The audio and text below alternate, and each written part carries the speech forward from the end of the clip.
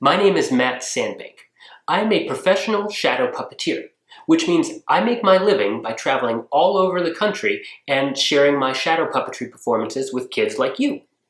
Now, before I was ever a puppeteer, I was a poet. In college, I studied poetry, how to write it and how to understand it. So one of my very favorite things to do is to use shadow puppets to share my love of poetry with other people. And I do that in my show, A Wild Goose Chase. I like to think of poetry as a wild goose chase. You can never be sure where it might lead you, but it will be a fun adventure no matter where that is. In today's learning module, you'll get to see several different puppet skits from that show, A Wild Goose Chase. And then in between those skits, I'm going to lead you through a poetry writing exercise. I'm going to take you step by step through the process that I use to write a poem. And if you follow along with me, you can write a poem of your very own and bring your own words and images and ideas to life. So, right back to me. Let's practice. Everybody say, I'm off, I'm off. I'm off, I'm off. On a wild goose chase. On a wild goose chase. Yes, just like that. You're going to do perfectly, I can tell. One more time, everybody say, I'm off, I'm off. On a wild goose chase. On a wild goose chase. I don't know where it might lead.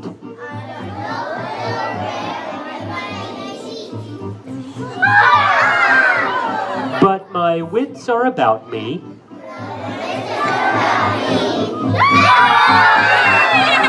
There's a grin on my face. And I'm off. On a wild goose chase. On a wild goose chase. Boom, boom, boom, boom. So come along, on this wild goose chase. And we'll catch that feathery thing. Tell all your friends. Everyone has a place. On this uproarious wild goose chase.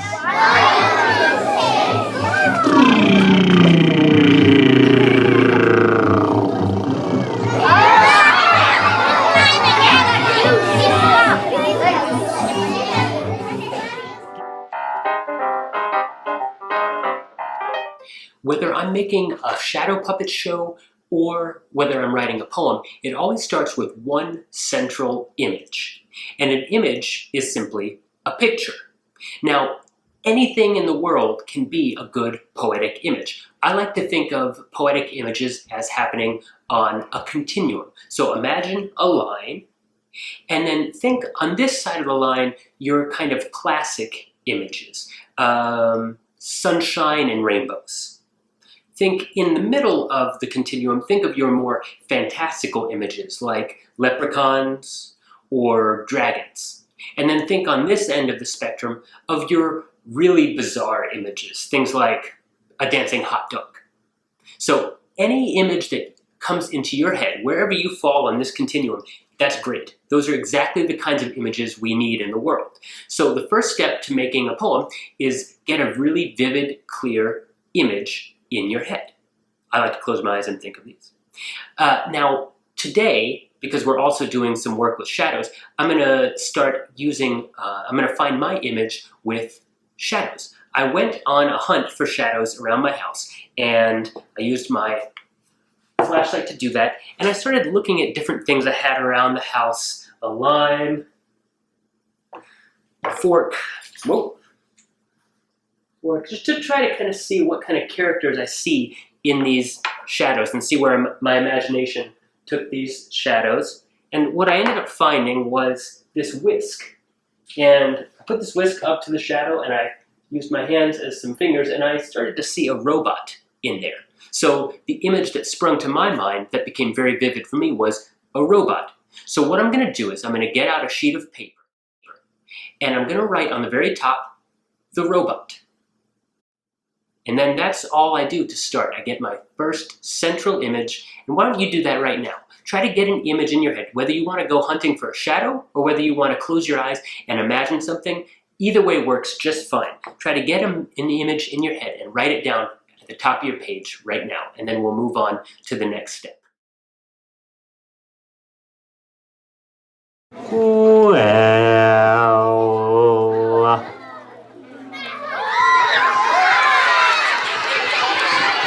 this is my sweet grandmother, and she likes to rock all day. So my grandma started a rock band, and the people come to hear them play. And this is how my grandma likes to rock. She goes,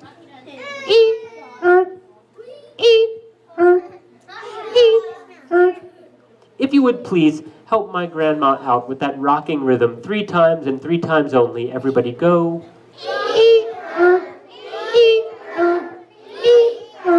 Very nicely done. Well, this is my grandma's singer, and Thrasher is his name. Thrasher joined my grandma's rock band, and the people come to hear them play. And Thrasher goes, oh yeah!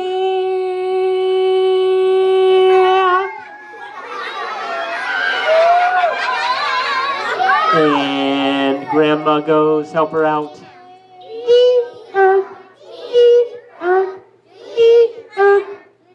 Very nicely done. Well, this is my grandma's drummer, and Crasher is his name. Crasher joined my grandma's rock band, and the people come to hear them play. And Crasher goes,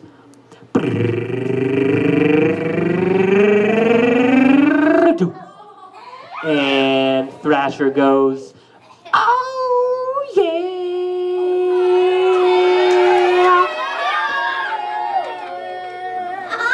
And you guys know what Grandma does by now. What does Grandma do? That's right.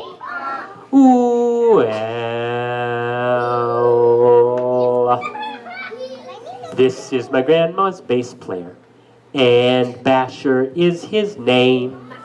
Basher joined my grandma's rock band, and the people come to hear them play. And Basher goes, boom, boom, boom, boom, boom, boom, boom, boom, boom, boom, boom, boom, boom, boom, boom. And Crasher goes,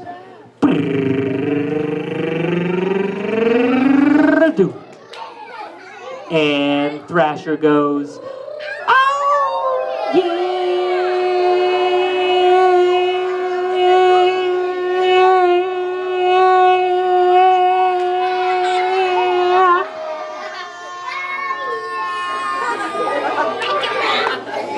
And Grandma goes,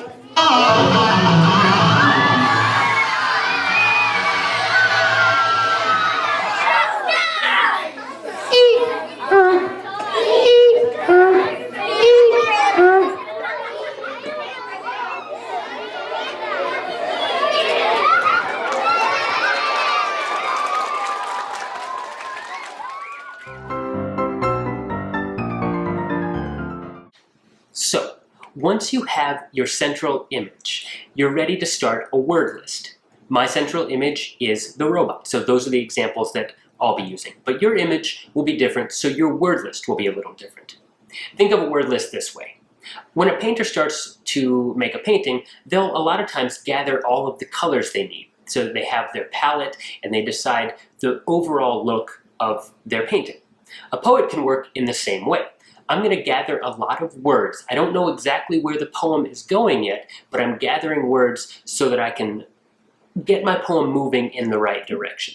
So I'm not going to be worried about spelling, and I'm not going to be worried too much about whether my ideas are really good or not at this point. I'm going to try to open my mind up and let any words that pop into my head about a robot wind up on the word list. And as I was thinking, one already came up, metal. So I'm going to put metal on my word list. Just writing the word metal. And that makes me think of shiny. keep thinking of a robot, I think buzz. Buzz makes me think of hum. You see, I'm not thinking too hard about where I'm going with the poem, I'm just writing the words down. And I'm going to keep going on this while you keep working on your word list. But let me give you a few pieces of advice before we do that. What makes a good word list is having a wide variety of words. That means having lots of nouns, lots of verbs, and lots of adjectives. Nouns, again, are people, places, things. Verbs are actions, things that you can make those people, places, and things do. And adjectives are those good descriptive words. On my word list already, I have metal, that's a noun. I have shiny, and that is an adjective. I need a verb.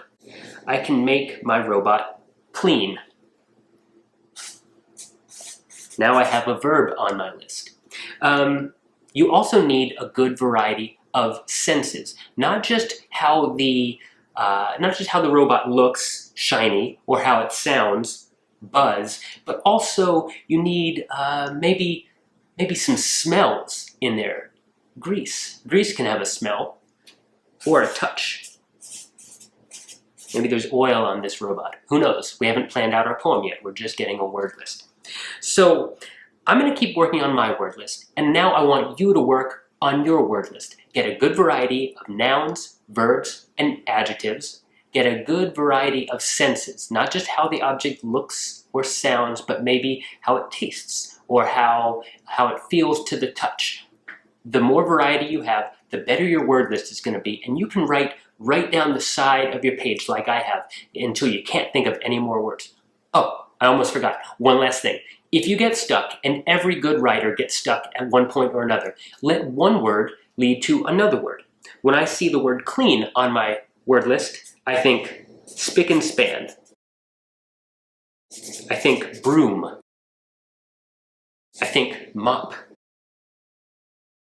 So if you get stuck, just read the words on your list and let one word lead to another word. Good luck. Although I am a professional puppeteer, I am not a professional singer. So, if you know the melody, I will need your help. It goes like this.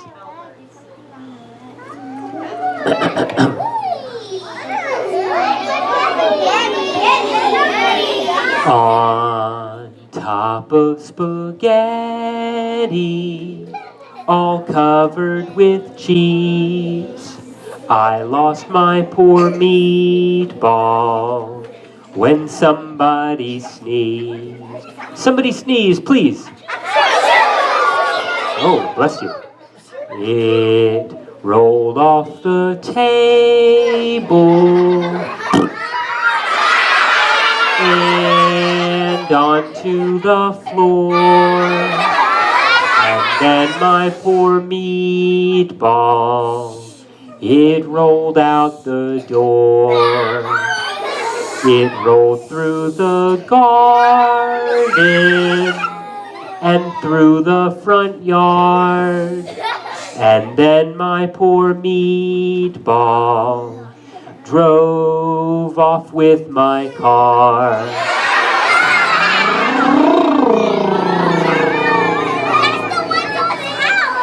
It sped down the highway.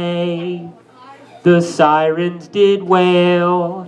Wee-oh, wee-oh, wee-oh, wee-oh, wee-oh, wee-oh, wee-oh. And then my poor meatball got locked up in jail.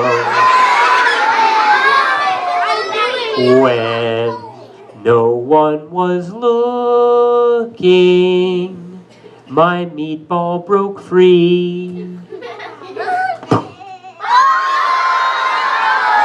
My fugitive meatball rolled fast as could be. It put on a red cape and bright blue spandex. And then my poor meatball, its muscles did flex. Hoo-rah! Hey-yo. Lucha, lucha, lucha, lucha, lucha, lucha, lucha, lucha, lucha. They cheered for my meatball at the wrestling match.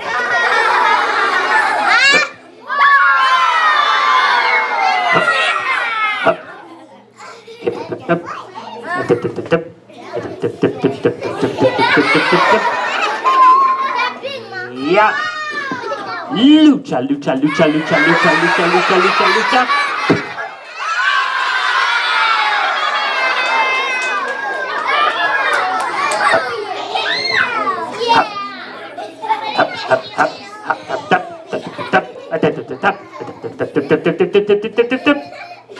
Yep.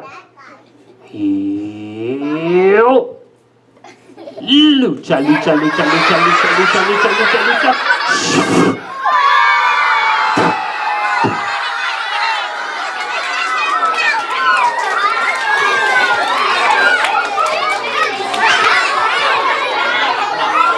Yep. Yo. Hip hop. Hip hop. Dup dup dup. Dup dup dup. Yo. Yeah. Yo.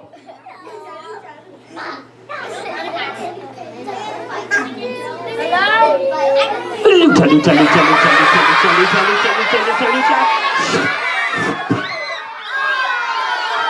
And then my poor meatball. It got smushed up flat. By now my poor meatball was nothing but mush. And so my poor meatball rolled under a bush. It took pen and paper. It thought long and hard. And then my poor meatball sent me a postcard. And here's what the postcard said. If you know the words, please help me by singing along. It said, "Dear Matt, if you eat spaghetti all covered with cheese, please cover your mouth if you ever sneeze." No, all together at once. One more sneeze, huh?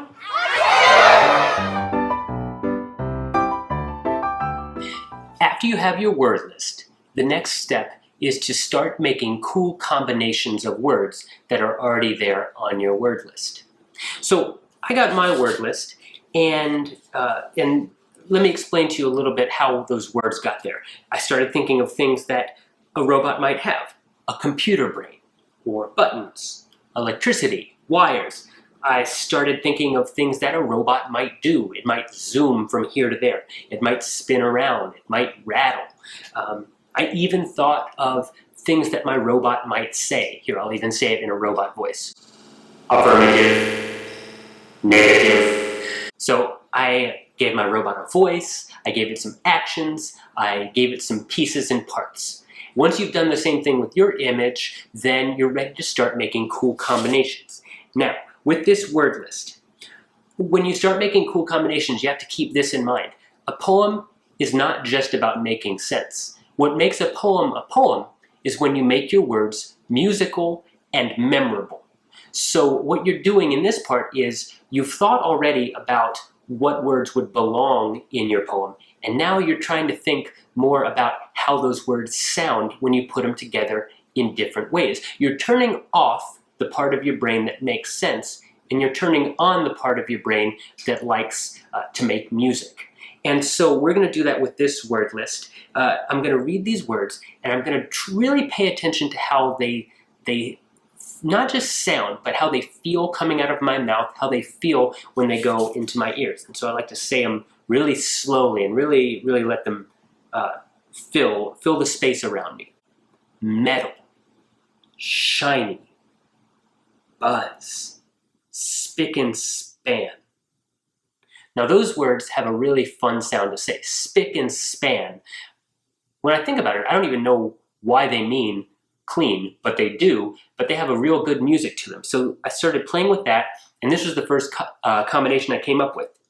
Spick and spanimatron. It sounds kind of like a robot, right? But it's a little bit nonsensical, it's very musical. My spick and spanimatron spun its mop and broom. Not so bad. Clink, clank. It's kind of like spick and span. There's a lot of music in that. Clink, clank, clink, clank. The computer brain buzzes. Look at your word list now and see if there are any words on there that can be put together into cool combinations to start making music. You don't have to put the words in order. You can mix them up, jumble them around. See if you can find a few combinations and jot them down, just as some notes to get started.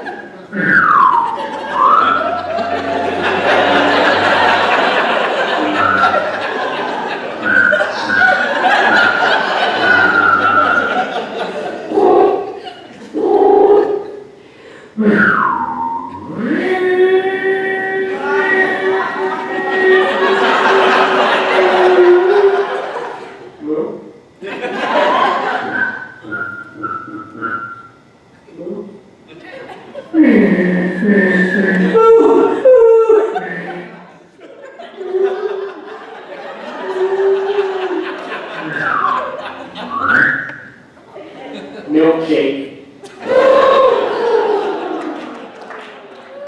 Who's out there making a mock duck and mock cow? Telling corny jokes about it. Holy moly. Whoa!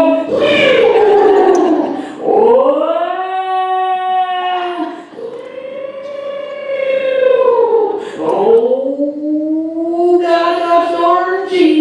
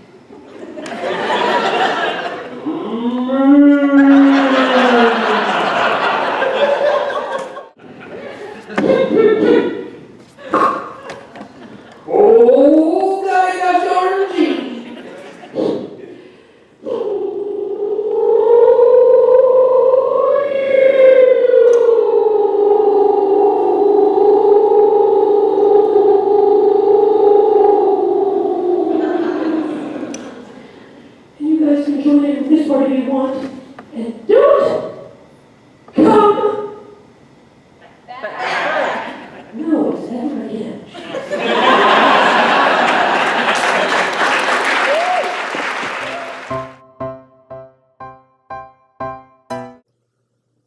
So we have our word list. We've started to make some cool combinations of words to get our minds thinking about our poem.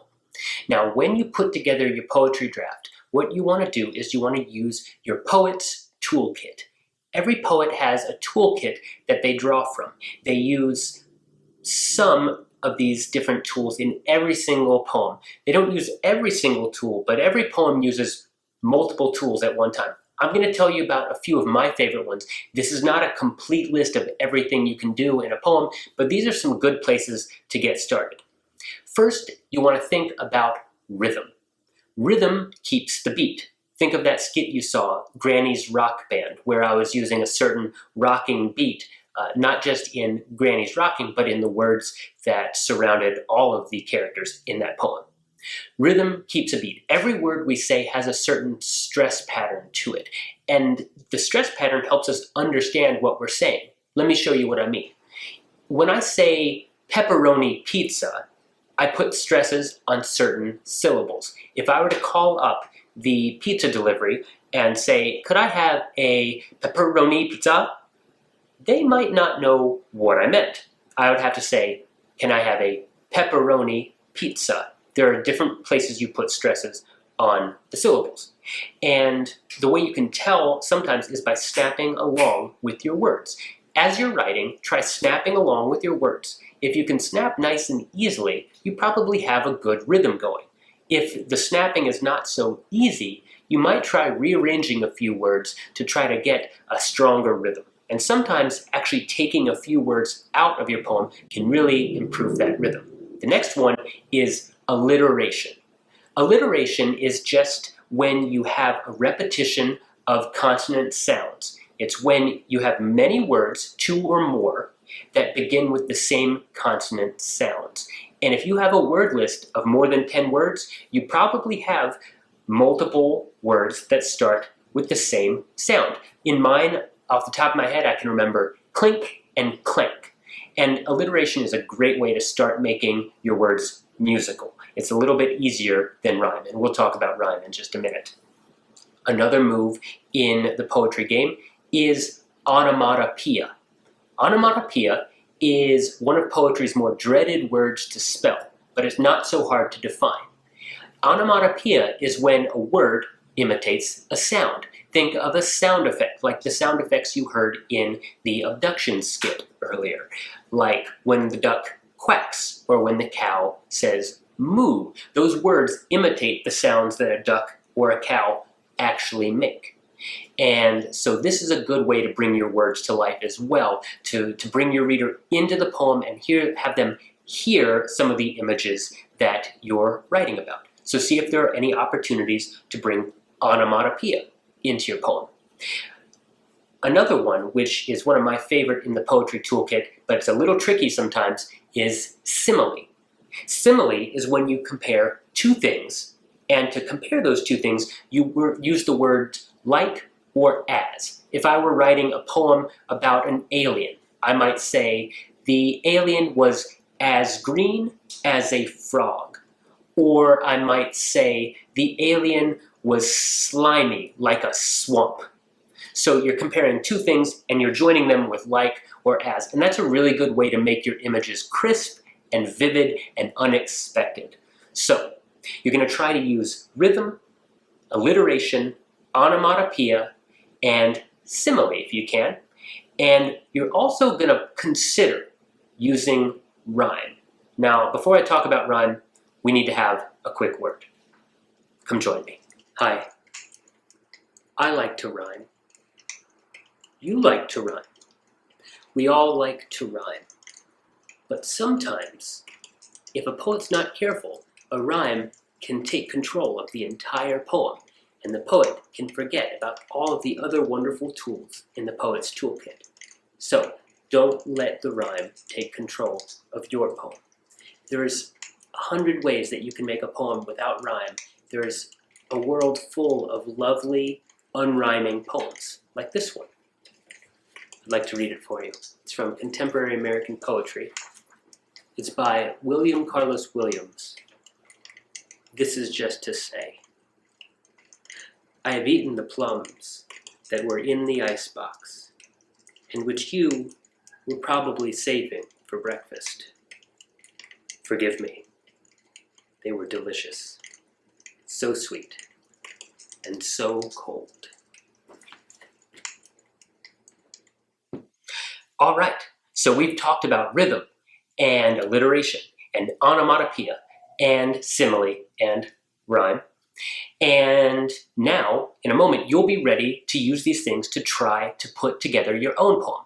Before you do that, though, and watch the skit of the poem that I wrote. I finished writing my robot poem, and I made a little puppet skit to go along with it. While you're watching, see if you can spot these different tools in the poet's toolkit so you can get some ideas about how you can use them yourself to bring your words to life.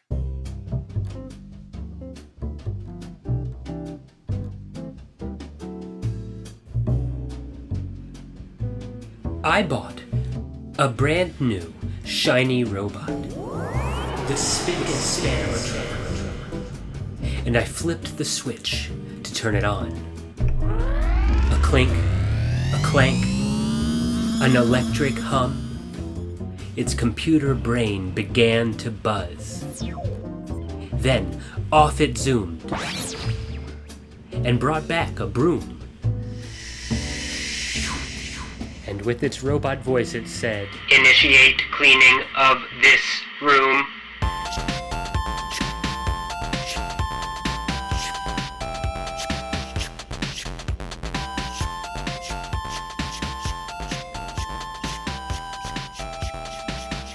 Then the broom became a blur. The dirt flew and flew, and like a tornado, a dust cloud grew.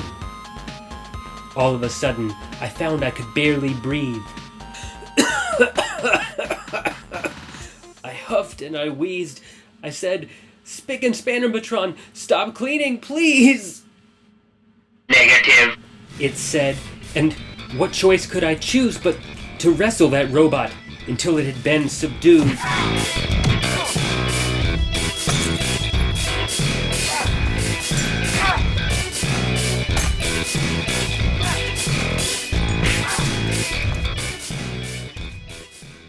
I won the fight, but I came away bruised.